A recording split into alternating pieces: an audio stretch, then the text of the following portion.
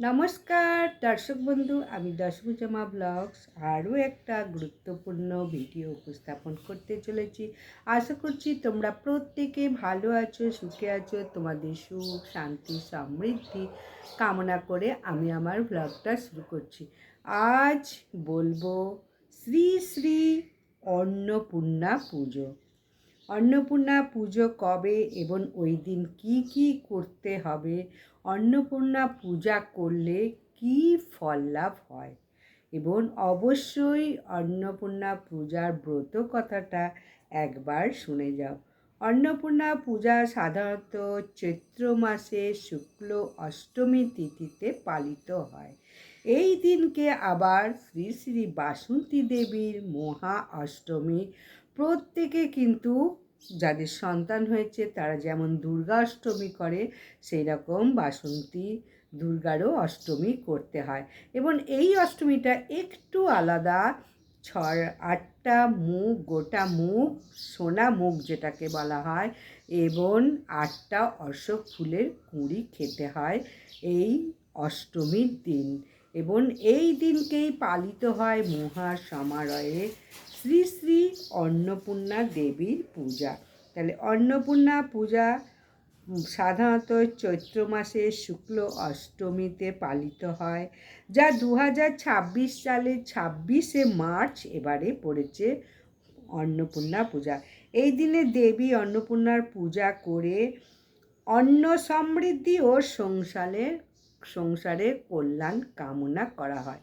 অন্ন সমৃদ্ধি, অন্ন যাতে চির অক্ষয় হয়ে থাকে গৃহে, সেই কারণে এই অন্নপূর্ণা পুজো করা হয়। তাহলে অন্নপূর্ণা পূজার তারিখটা খুব ভালো করে শুনে নাও।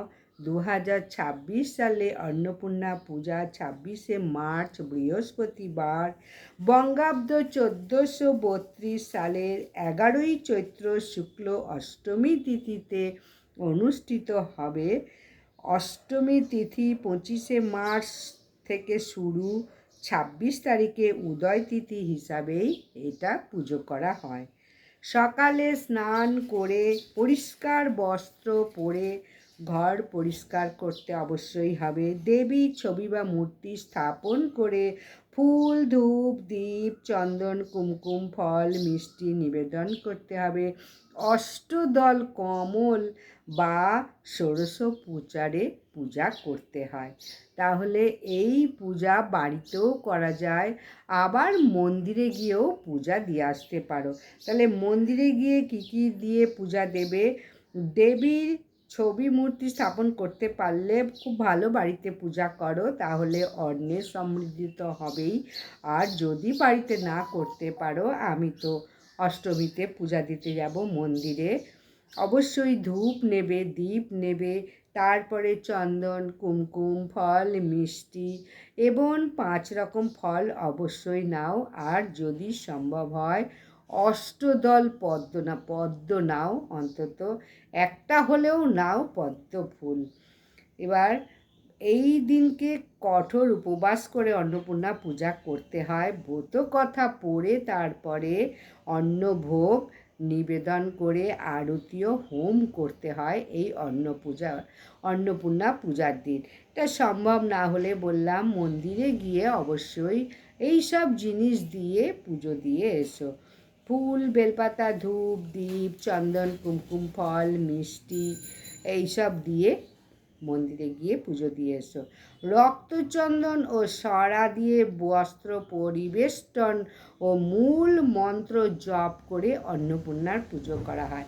অন্নপূর্ণা পূজার মূল মন্ত্রটা তোমাদের একটু বলবো। এই মন্ত্রটা অন্তত 108 বার জপ করো এই দিনকে। ওং হ্রিং নম ভগবতী মাহেশ্বরী অন্নপূর্ণে স্বাহা। ওং হ্রিং নম ভগবতী মাহেশ্বরী অন্নপূর্ণে স্বাহা। এই বীজ মন্ত্রটা দেবীর প্রাণ প্রতিষ্ঠা করা বা পূজা হোমে ব্যবহৃত হয়। অন্ন সমৃদ্ধির জন্য এই মন্ত্রটা জপ করা হয়। তাহলে আমি এবার বলবো এই মন্ত্রটা অন্তত 108 বার বলো। রক্তচন্দন এই অন্নপূর্ণা পূজায় অবশ্যই দেবে, একটা সুন্দর করে মালা দেবে মাকে। তবে লাল ফুলের মালা দিলেও হবে, কোনো অসুবিধা নেই। মা লক্ষ্মী তো ভীষণই পছন্দ করেন লাল ফুল দিলেও হবে। এরপরে বলবো, অন্নপূর্ণা পূজা করার পরে ব্রত কথাটা অবশ্যই শোনো। অন্নপূর্ণা পূজার ব্রত কথা বলছি সংক্ষেপে। শিব পার্বতী দাম্পত্য জীবনের একটি পৌরাণিক কাহিনী থেকে এটা এসেছে, যা অন্নের অভাব দূর করার মাহাত্ম্য বর্ণনা করা হয়েছে। কৈলাসে শিব পার্বতী সুখে বাস করলেও দারিদ্র্যের কারণে কলহ শুরু হয় দুইজনের মধ্যে, শিব পার্বতীর মধ্যে। পার্বতীর তিরস্কারে শিব ঘর ছেড়ে ভিক্ষুক হয়ে কাশীতে চলে যান। পার্বতী এতই তিরস্কার করলেন শিবকে, ঘর ছেড়ে চলে গেলেন কাশীতে এবং ভিক্ষায় অন্ন চেয়ে ঘুরতে থাকলেন এদিক ওদিক। শেষমেশ কাশীতে পৌঁছে শিব দেখেন সকলেই অন্নের অভাবে কাতর। দুর্ভিক্ষ অনাহার সেখানে শুরু হয়ে গেছে কাশীতে। তখন পার্বতী অন্নপূর্ণা রূপ ধারণ করে কাশীতে বিশাল অন্ন ভাণ্ডার প্রতিষ্ঠা করেন এবং সকলকে অন্ন বিতরণ করতে থাকেন। শিব ভিক্ষায় অন্ন চাইলে পার্বতী তাকে খাইয়ে বলেন।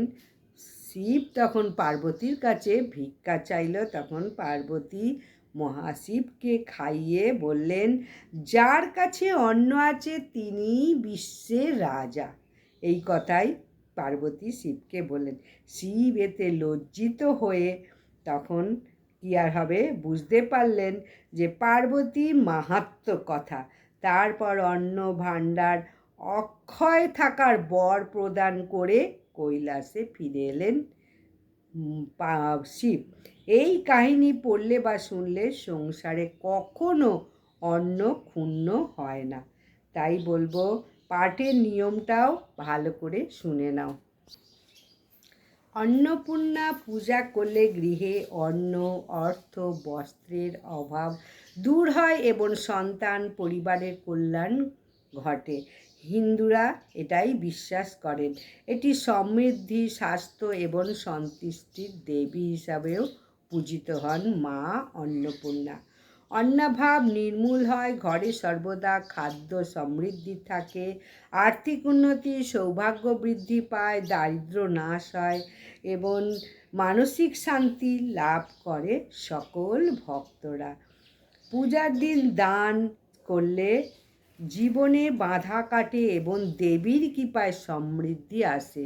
এই অন্নপূর্ণা পূজার দিন যত পারো দান করো। বাসন্তী পূজার অংশ হিসাবে চৈত্র শুক্লা অষ্টমীতে এটি পালন করলে পারিবারিক মঙ্গল নিশ্চিত। এবার অন্নপূর্ণা দেবী মাহাত্ম্যটা তো বললাম। কাশীতে এই অন্নপূর্ণার মন্দির বিশাল বড় করে আছে, তাই কাশীতে কখনো অন্নের অভাব নেই। মা অন্নপূর্ণা সেখানে স্বয়ং বিরাজিত। কৈলাসে শিব পার্বতী তো ভালোই সুখে ছিলেন, কিন্তু পাশাখালায় শিব পার্বতীকে মায়া বলে অপমান করেন এবং অন্নের গুরুত্ব অস্বীকার করেন। রাগান্বিত পার্বতী কৈলাস ত্যাগ করে অন্ন পৃথিবী থেকে সরিয়ে নিলেন। ফলে ত্রিলোক মহামারী ও অন্নক্ষয়ে ভরে যায়। এই হলো অন্নপূর্ণার গল্পের মাহাত্ম্যকথা। ছদ্মবেশে ভ্রমণরত শিব কাশীতে পৌঁছে দেখেন এক নারী সকলকে অন্ন বিতরণ করছেন। তিনি ভিক্ষা প্রার্থনা করলে সেই নারী, যিনি পার্বতী স্বরূপা অন্নপূর্ণা, অন্ন দান করেন এবং শিবকে তার ভুল বুঝিয়ে কৃপা দেখান। শিব কাশীতে দেবীর মন্দির প্রতিষ্ঠা করে দিলেন এই কারণে।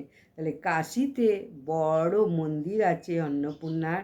যদি যেতে পারো ওখানে, চাল নিয়ে আসবে। ওখানে অন্নপূর্ণার মন্দির চাল দেয়, সেই চাল নিয়ে আসবে। নিয়ে এসে অবশ্যই বাড়িতে আলমারিতে রেখে দেবে। ওই চাল কোনো দিন কোনো কিছুর অভাব হবে না। সুখ, শান্তি, সমৃদ্ধি, অর্থ, যশ, ভাগ্য, সৌভাগ্য সমস্ত কিছু তোমার গৃহে বজায় থাকবে।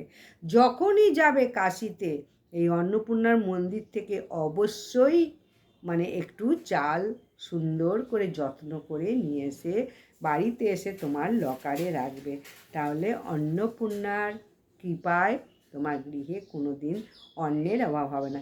তবে হ্যাঁ, এই ব্রত পূজা পাঠ করার পরে যদি ভিক্ষুকদের বা দারিদ্রদের অন্ন রান্না করে খাওয়াতে পারো, আরও মানে মঙ্গল হবে। মা অন্নপূর্ণা তোমার গৃহে সদাই সর্বদা বিরাজ করবে। তাহলে অন্নপূর্ণা পূজা মাহাত্ম্য কথা এবং কেন ওই অন্নপূর্ণার মন্দির মহাদেব কাশীতে করে দিল, সমস্ত বিস্তারিত আলোচনা করলাম। অবশ্যই তোমরা অন্নপূর্ণার ভিডিওটা দেখো এবং যদি ভালো লাগে লাইক, সাবস্ক্রাইব, শেয়ার করে দাও। নমস্কার।